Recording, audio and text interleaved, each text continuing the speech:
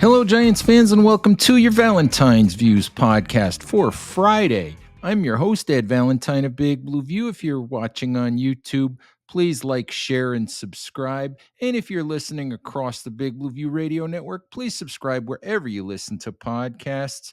All right, listen, Thursday was a really busy day for your New York Giants. We're going to talk about that a little bit on today's show. And we're also going to play an interview that I did recently with Arkansas center Ricky Stromberg, player who's considered a potential mid-round pick in the 2023 NFL draft, player who could be on the Giants' radar if they don't get a center in round one or round two. Stromberg's a guy that could be an early day three type candidate to be selected. So we'll get a chance to talk to him here shortly. But before we do that, wanted to talk about some of what happened on Thursday and pretty much where the Giants stand as we end the second week of free agency and really turn our full attention to the upcoming 2023 NFL draft. Thursday, the Giants made three small one-year signings. They signed veteran wide receiver Jamison Crowder. They signed tight end Tommy Sweeney, and they signed cornerback Amani Oruwariye. Oruwariye. Yes, I'm going to have to practice how to pronounce that one, but that is how you pronounce it. It's Amani Oruwariye. So 3 signings for the Giants on Thursday, and did a piece at Big Blue View kind of looking at how each of those signings impacted the roster, might impact the upcoming draft. And let's go through that just a little bit here. The name that people know in the New York, New Jersey area is Jamison Crowder, guy who spent a few years with the New York Jets, guy who's been a moderately successful NFL wide receiver, played in only 4 games last year for the Buffalo Bills, guy who has experience as a receiver and has had success in the league doing that, guy who has experience as a punt returner, something that might give him a leg up on a roster spot as the Giants appear to have moved on from last year's primary punt returner, Richie James, who was also a wide receiver, caught a team high, 57 passes a year ago, and appears to be in need of a new home for the 2023 season. Crowder's a guy that could emerge as a potential punt returner for the Giants in 2023.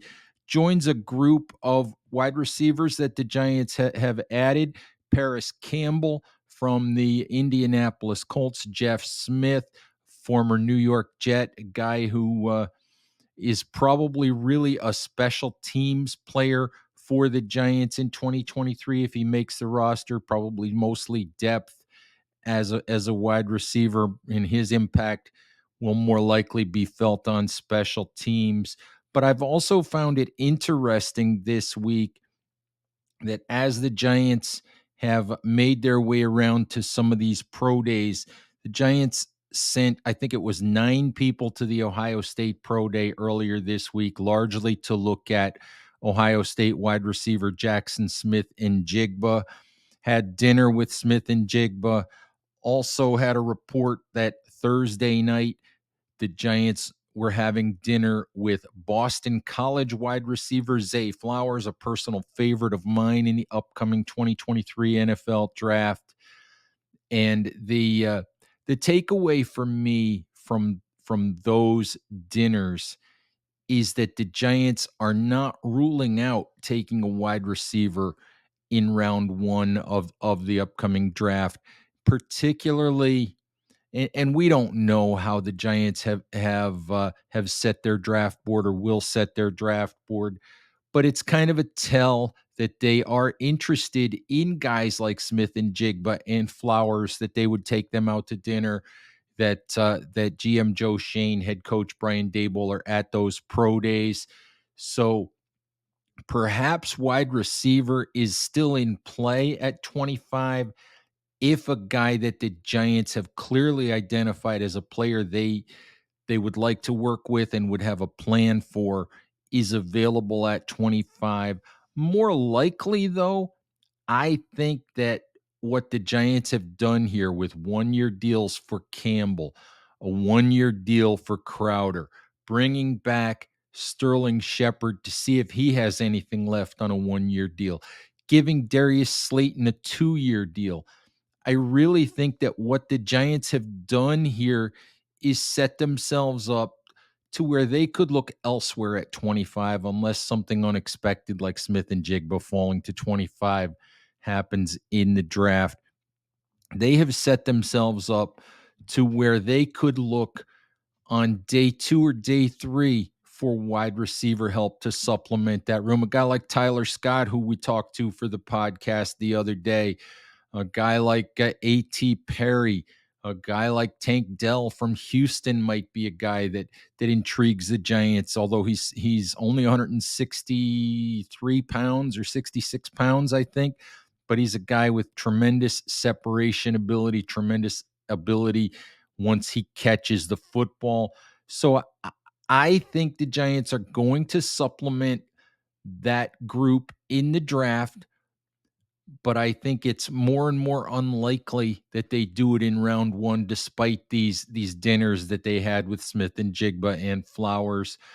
I think really when the Giants look at this draft, they haven't signed a center in free agency. They've lost both Nick Gates and John Feliciano. I think that the likelihood of drafting someone like Wisconsin's Joe Tipman, who continues to rise up draft boards and get more and more um, notice as a potential first round pick, or John Michael Schmitz from Wisconsin, who's been the number 1 center on most draft boards for a while now.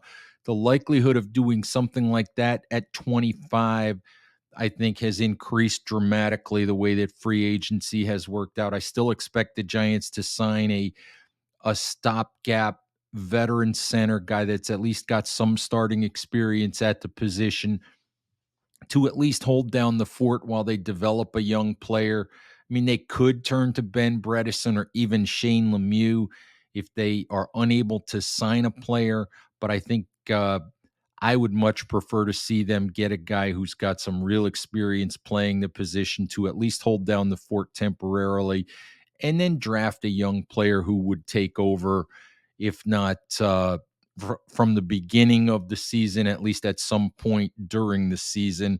So we'll see how that plays out. The other thing that could happen with the Giants is I think they're in a position where there are several top tier cornerbacks in this draft. The Giants could easily take a player like Deonte Banks of Maryland, Keely Ringo of Georgia, Cam Smith of South Carolina, Smith being another player that the Giants reportedly had dinner with before his pro day. So I think that that's another position that sets up as a possibility for the Giants. And that brings me to talking about Oruwariye. And the thing there is he has had a couple of years of starting experience with the Detroit Lions. He's a guy that has a lot of characteristics in terms of size at 6'2", 205, decent speed, decent arm length, the ability to play some press coverage. He has a lot of characteristics, I think, that Giants defensive coordinator Wink Martindale would be attracted to. I think that as of right now, before the draft, before we get into OTAs and all of that, I would guess that if you built a Giants depth chart, Oruwariye would be the starting outside cornerback opposite of Adoree Jackson. Aaron Robinson might win that job. A uh, a draft pick might come in and take that job, but my guess right now is that that's an under the radar, maybe underappreciated signing of a player who's only been in the league for 4 years, had some success, had 6 interceptions and 11 passes defensed in 2021.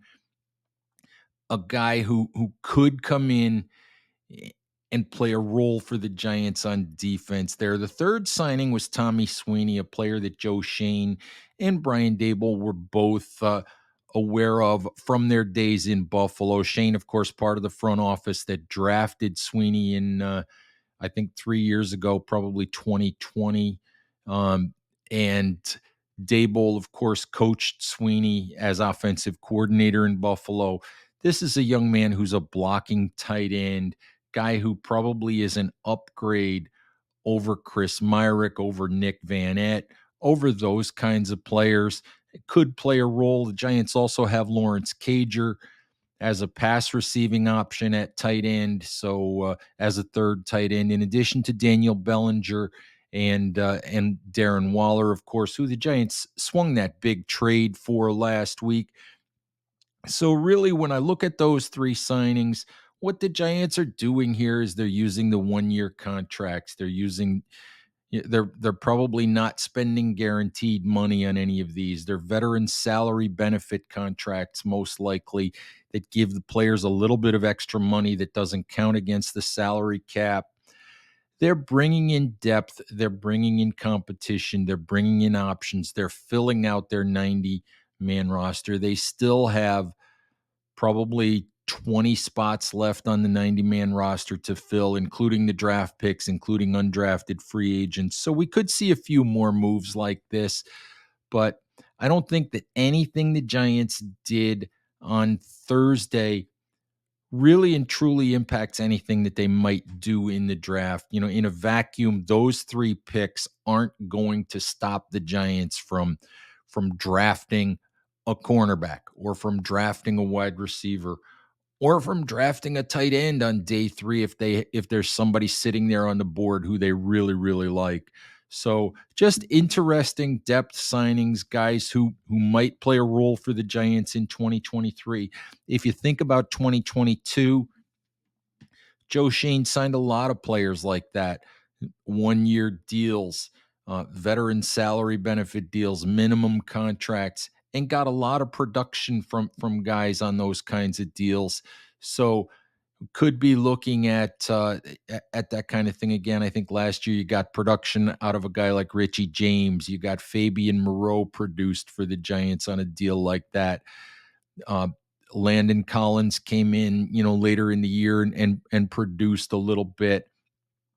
Some of the other, wide receiver types who came in and played a role, even Lawrence Cager, who came in and played a role. But there were a lot of guys who came in on minimum salary, 1-year deals, came in during camp, after camp, and played a role for the Giants. And that's the kind of thing I think that the Giants are doing here with some of the deals that they announced on Thursday.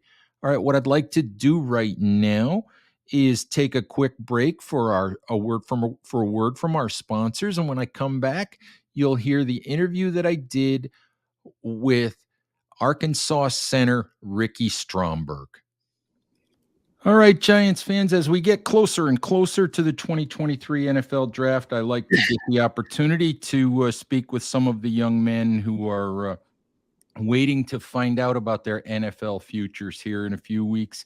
And today I'm joined by Arkansas center Ricky Stromberg. Ricky, thank you very, very much for spending some time with me today. Thank you for having me. I appreciate it. So let's just start with this. I mean, this is a once in a lifetime process, once in a lifetime opportunity. Just what has this been like for you since the end of the season, the whole draft process? Yeah, it's been awesome. It's been definitely a dream come true, but it's been really cool to go to the Shrine game and the Shrine Bowl. That was really fun. Meeting all these players, going through the same process. Being coached by a staff, Patriot staff, and the whole process has been really fun. Especially going down the train, you meet new people where you go train. You're meeting new people, you're making new friends, which is really nice. And then headed on to the combine, it was an awesome experience. So it's been nothing but fun. It's a little stressful, yeah, but it's been more fun than stressful to me. Where'd you train? I trained up in or down in Fort Worth. It was called APEC. Okay. Okay. And how did you enjoy the combine? Did you like the way that went? Did you like the way that you were performed there? Yeah, definitely. I enjoyed the combine a lot. I liked the way I performed. I liked how the interviews went. I liked how it all went for me. I felt good about it, and also like I said, I enjoyed it. It was extremely fun. It was a dream come true. And how is that interview process? I know all of that sort of behind the scenes stuff is stuff that fans don't get to see, that media doesn't get to see, but the reality of it is that stuff is as important, if not more important than anything else in the entire process. So I'm just curious what all of that was like. Yeah, so I found out my so there was formal interviews and there's informal interviews. I Right. found out you find out your schedule if you have formal interviews like 3 or 4 days before you even take off. So I knew what teams I was meeting with formally, and so I had we got in, and it wasn't like the day you get in, you don't do much. You just kind of check in, and then the next day is your interview, your big interview day. That's what starts the interviews, and I had 6 of them. I was pretty nervous for the first one, but as I got talking, it all kind of came out naturally. I felt good about it. But the Mhm. interview process is formally it's the head coach, uh, position coaches, owner, GM. They couldn't be there. Sometimes they're there, sometimes they're not. It just depends. But it's a cool process. It's definitely it's stressful, but it's cool. It's really cool. I think it was the most important part. That's what I've heard. At least is it's the most important part in the combine is that and your medical. So and that's stuff you don't see on TV. So Well, that's the time I would think when teams get to know more about you guys than they can learn from watching the film, right? yeah, no, definitely, yeah. They like it depends on what they want to meet with you with. I know I met with the Steelers and we didn't watch any film. They just want to get to know me, my Mhm, mindset as a player and those type of things. But then my next meeting was with Jacksonville and we watched film. So it just mhm. depends on what they want to meet with you for. I have to ask since my site deals with the Giants. Was the Giants on your list of teams that you met with in either place? No, I haven't. The only time I met with the Giants was during our like rotational interviews at the Shrine game. But I didn't meet. I don't think I met with them at the. No, I did. I met with the O line coach informally actually the night before we did our combine workout. But I Okay. didn't have any formals with the Giants or anything. Yeah, it's funny because it's tricky sometimes. You think I know that just from past experience, you think that well, if you didn't meet with this team, then that's not a team that's probably going to draft me. But it sometimes doesn't work out that way. Yeah, yeah. I've like that's funny you said that because I've heard story. There was a guy. He told me that he went to the combine and he talked to 2 teams and he never talked to the Lions at all. And then he Mhm. said he got drafted in the third round. I think it was like 2015 around that area. He got drafted to the Lions in the third round and he's like confused. He's like, wow, like I never talked to these guys before. Yeah, So, anything it, happens. it's a whirlwind of a process, I assume. I wanted to talk to you a little bit about your background. And just looking at your background and studying your background, Arkansas was the only big time Power Five school that offered you a scholarship. Yes, yeah. I had some other offers. They were smaller division. They weren't Power Five schools. But I had like 9 of those. But Arkansas offered me a day before signing day, um, so I took it and ran with it. Mhm. And obviously, that worked out really well for you. Yeah, that worked out. Yeah, it was a blessing. It definitely worked out really well. It was a blessing that I got that offer too because it's only 2 hours away from my hometown. So it's like it's an easy drive for my family, my parents to come up and see the game. So it worked out amazing. Nice. And you stayed there. You stayed there all 4 years. Um, there's all the NIL stuff going on now and the transfer portal, and I'm sure you saw some guys at Arkansas kind of come and go. Um, was that ever a thought for you to go anywhere other than Arkansas once you were there? No, I would say actually, I mean, there was a little hiccup you could say. I got recruited by Chad Morris. He got fired in November of 2019, and then Coach Pitt came in, and I didn't know much about it, or I knew some about it, not much though, but I thought maybe he was going to try to bring his bring transfers in from Georgia, bring the guys with him, So I think maybe I thought he was going to try to run us out, but he didn't. But so I went and talked to him, and I had I had a I wasn't too sure on it, but I was like I almost did, I guess, transfer, but I really didn't because I never really did. But I'd say I was like 40% like out of You, 100 close to it. you So thought about it. I suppose it's one of those things with the opportunity. I think you probably have to think about it some. yeah, I was just thinking maybe like he's gonna bring in because we were small offensive line whenever he got there. Hmm. We were all playing. I was playing at like 270, 280.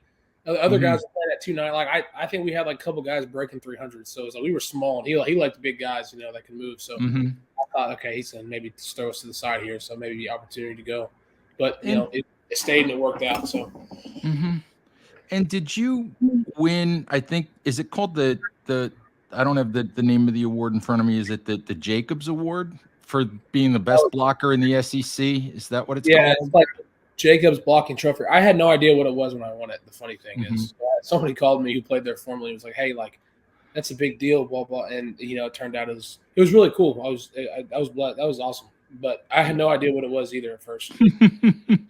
Yeah, but it's there's a lot of good offensive linemen in the conference, so that had to make you feel pretty good. Yeah, no, definitely. Definitely made me feel really good. It was cool. It was really cool. One thing I wanted to ask you about, doing some research on you, and I saw um you have a verse from Joshua 1:9 on your Instagram page. And I'm just curious. It says, be strong and courageous. Do not be afraid. Do not be discouraged. For the Lord your God will be with you wherever you are. I'm just curious what that means to you, what your faith means to you. Yeah, that's something that I try to take with me everywhere. Honestly, like before every game in college, I would run out and go to the end zone and just pray for strength, and I'd pray for no injury for any team or for Hmm. the opponent or our team. But Hmm. I try to take it with me, to football, just my daily life really, because I know like Hmm. without him, like I would not be here at all, like truly. So that's how I really feel about it. Nice, nice. I'm curious. One of the things that I like to do. I know you guys. You do what you do, and you know what kind of film you've put out there. But anybody and everybody does scouting reports on players. Leading up to the draft, and I'm just curious. Sometimes I like to read the little bits of scouting reports to players, and I'm going to read you just a paragraph out of a scouting report from the 33rd team, which has some guys that actually used to work in the league that do these reports. And I'm just curious for your reaction to this little bit of this scouting report, if you don't mind. Go ahead. Says Ricky Stromberg is a high motor player who works hard to finish. Sometimes his motor will work against him and he can play out of control. He has quickness out of his stance and works to win by getting to his spot first. He can struggle when he has to engage with big physical players, and talented defensive linemen can get hands on him and throw him off course. Um, so there's good and bad in there. I'm just curious what you think of that. Yeah, I mean, I actually think it's pretty accurate. When I was listening to it, I think sometimes I do. I think me playing.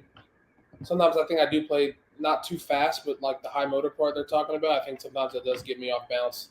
In certain Hmm. situations.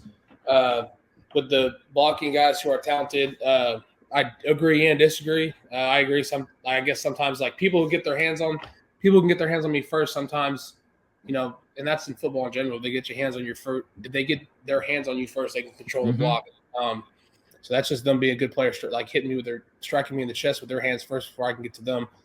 But I've played against talented guys in the SEC for the past 4 years, and I've had my fair share of wins and my fair share of losses. But I agree with it. Hmm. But I also Yeah, disagree because I've played against some really good guys and I've had my wins too. So some of that's just these are talented guys, and sometimes they're going to win. yeah, I played against like I can name off two off the top of my head is Derek Brown from Auburn, and he won for sure. That was my freshman year. Played against Jordan Davis, Devontae Wyatt. I played against guys like that, so I've seen good talent. I didn't see much bad talent on the SEC, I'll tell you that, but I've seen some really good talent, and I think though playing those guys for the past 4 years, it makes you so much better, it makes you so much more experienced. You get used to that quickness, the used to that speed, that strength.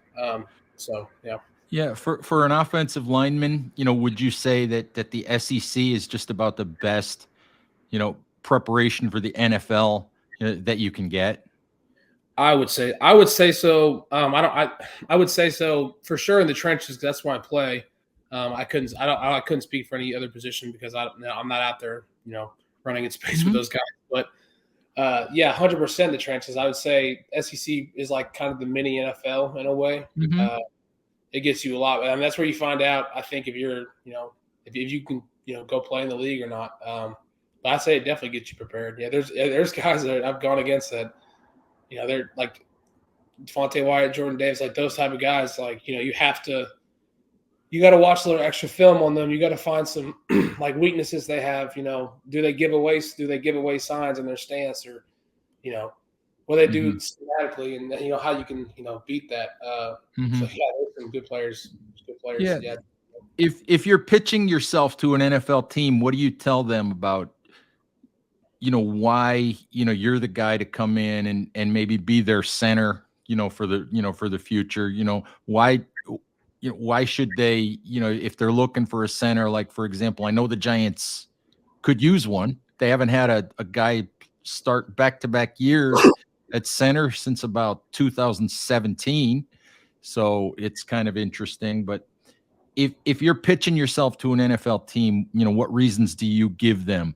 Yeah, everything I say, I just say that's truthfully and honestly how I feel about myself, and it sounds repetitive maybe to some teams, but I just say it's how I feel. But I say like I have great football knowledge. I have great football IQ of the game. I can see things before they're happening. That's also you know dedicated that to watching film too, watching a lot of film, knowing the game, playing the game a while. My physical play. That's something I think you in the SEC you definitely had to have. If you didn't play physical, you were going to get put on your butt. So my physical play and then my passion for the game. Those are the three things I always preach. I'm very passionate about the game. It's not about obviously the NFL, the money side's great, definitely, but that's not the whole sole reason I'm playing. I'm playing because I think I love the game. So I When I I preach those three things. when did you start playing? Kindergarten. Wow. Nice. Nice. Yeah. After That me and get a kindergarten with this, I was playing up with second graders. Were you really? Yeah. Who you said your dad threw you in that way, or No, just the I also want to start playing super young. So his friends at the time that lived in Tulsa, they still live there, but in Tulsa, Oklahoma, their kids were 2 years older than me. So he's like, my dad, through growing up, he always wanted me to be tough and fire off the ball and be physical player. So kindergarten, I was thrown in with the second graders, and we're doing Oklahoma drill and stuff. And they had this kid named Jordan Starks, and he would hit the hell out of people, and I was terrified of him. But through that at a young age, I think helped me a little bit. how many times did he put you on your backside? Well, just in the Oklahoma drill, like I can remember a time in kindergarten, I started crying. I was so scared to go against him. I got out of the line, and my dad's like, "No, get your ass, sorry, but get your butt That's back all in right. there." And I went against him. He hit me hard, but that I think only helped me. Yeah. Just you had the passion for the game and you were willing to take that at that age, and I'm assuming that taught you some toughness and what it was going to take to succeed. Yeah, definitely. I think that and growing up with my brothers too, we would go down. We always go down the park, and they would bring football pads, and they would just try to whack the hell out of me. I just You got love the old game. you We're got just playing. older brothers? You got older Oh, yeah, brothers? I got two You- older brothers. Yeah. you're the youngest of the three? Youngest of four. I got a sister too who's Youngest older. Oh, youngest of four. Yeah. So they like to knock you around a little bit too? Yeah, when I was younger, yeah. No, that's what we did growing up. We go to the park, play football out there, and it like we'd play basketball down the park, and it'd get real physical between all of us. So I mean, like that's just kind of like what we did growing up, and I think again that's like helped me, going through sports and going through I, adversity and stuff like that.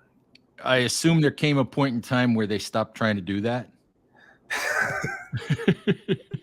I'm laughing because yeah, there's me and my middle brother, his name's Tim. We're really close, really close. Yeah, there was a time he did stop. He we got in a little wrestling match not too long ago. I think like a year or 2 years ago, and I finally beat him for the first time. Yeah, so now he leaves you alone.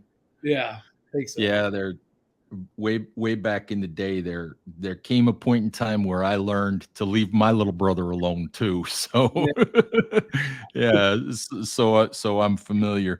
Um, did you happen to root for an NFL team growing up? yeah. I was a huge Chicago Bear fan. My parents from Chicago. My dad's from Elk Grove. My mom is from Prospect Heights. Mhm, They met at Walter Payton's bar in Chicago. So it just that's how we grew up. Is we all grew up huge Bear fans growing up. mhm. So so if you happen to wind up, playing for a team that has to play against the Bears, that's going to be a little conflicting for the folks in your family, huh? No, not at all. My family's great. You know, wherever I go, they're going to support me, so they're not worried about that. It would just be an Hmm. extra. It'd just be cool if it was the Bears, But my parents Hmm. support me wherever I go, and I'm grateful for wherever I go. There you go. I know that this is something you can't control and all of that, but do you have any inkling how early, how late you might go in the draft? Anything like that? I mean, I've heard grades from a late second all the way to sixth round, so I have no idea. Yeah, I'm Hmm. just trying to put the best showings, like at the combine and now for pro day. I want to show that I'm trying to gain a little bit more weight because I was Hmm. 306 at the combine. I want to be like 310, 311 Hmm. around that area, my playing weight. And I want to Hmm. show I can still move and that I'm in shape and I've taken this serious. So Yeah, was there anything you did at the combine, numbers wise, testing wise, other than the weight? Was there anything you did and you're like, I can do better than that. I really want to put up a better number at the pro day. yeah, I was very happy with my numbers, but also I feel like I could have got a little bit more. Hmm. But that's something I'm not going to mess with. I feel good about them. I think teams like them, so I think I would only and I wouldn't hurt myself doing it again, but there's no point to do it again. I didn't do the Right. agility stuff because we went through drills, and I'll be honest with you, everyone was so gassed from the drills, so I Hmm. didn't want to have a bad time. So I'm doing the L drill and the shuttle drill at pro day, and then Cool. obviously some drills. Cool. Hey, Ricky, I appreciate your time. Best of luck to you. Hope things work out. And if you somewhat surprisingly hear your name called by the Giants, then hopefully I'll get to talk to you sometime this summer. Yeah. Thank you for having me. It's been fun.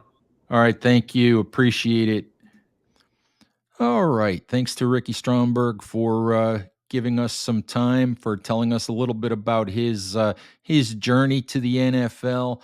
So we always try to give you guys some insight into some of these young men, and we've talked to several guys, including Tyler Scott the other day. So hopefully we're giving you guys an opportunity to learn a little bit more about some of these guys who might be New York Giants here in a few weeks. So hope you guys enjoyed that interview. I know I enjoyed talking to Ricky. All right, Giants fans, thank you as always for listening. Please remember to stay safe out there, take care of each other, and we'll talk to you soon. Bye bye.